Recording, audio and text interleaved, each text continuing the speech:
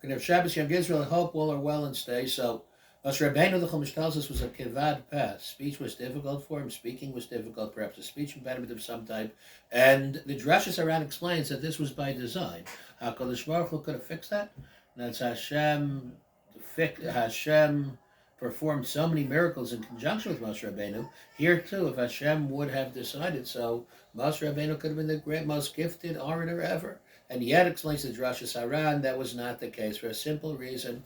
That's how Kadosh Baruch Hu wanted to de-emphasize the messenger in favor of the message. Meaning, there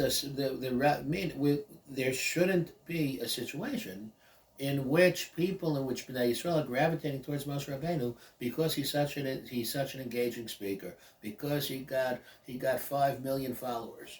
No. People should be gravitating to Moshe Rabbeinu because the message that he is sharing, and we're not interested in Moshe Rabbeinu being charismatic. What happens when a new generation comes? Yeah, the old people follow Moshe Rabbeinu because he was exciting, he was charismatic. We have different standards. We have a different idea. That's the message had to be emphasized rather than the speaking abilities, the skills, the people skills, the charisma of the messenger. This is why we don't have Moshe Rabbeinu except for one time in the Haggadah Shal Pesach. And in general, there's another aspect as well that relates to this. The Pel Yoetz writes that although there is an obligation to honor and to respect Torah giants, big Rabbanim, even not so big Rabbanim, Talmidei Chachamim, certainly Gedolei Hador, but there's a very fine line between Derech Eretz and Kavod and worship.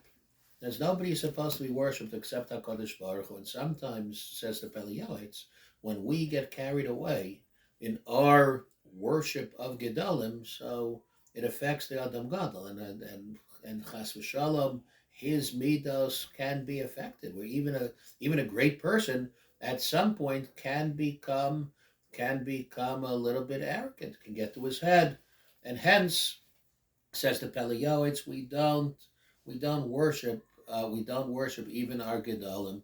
I seem to recall that they never wrote biographies about living people. This was changed. Read biographies about Derek Judy. That's supposed to write biographies about Rabbi Lev Steinman while he's alive, but apparently other people have different opinions.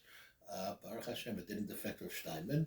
But in general, we should not be going overboard in our adulation of Gedolim. We respect Gedolim, we honor Gedolim, we look up to them, we wish we could be like them, we learn from Gedolim. But we learn also from the fact that HaKadosh Baruch Hu, B'davka specifically, did not make Moshe Rabbeinu a great speaker, did not make him, as a consequence, necessarily overly charismatic. We also learn the importance of protecting, A, the message, favoring the message over the messenger, and B, protecting that messenger, ensuring that our Anashim Gedolim are able to remain just that. Have a great job.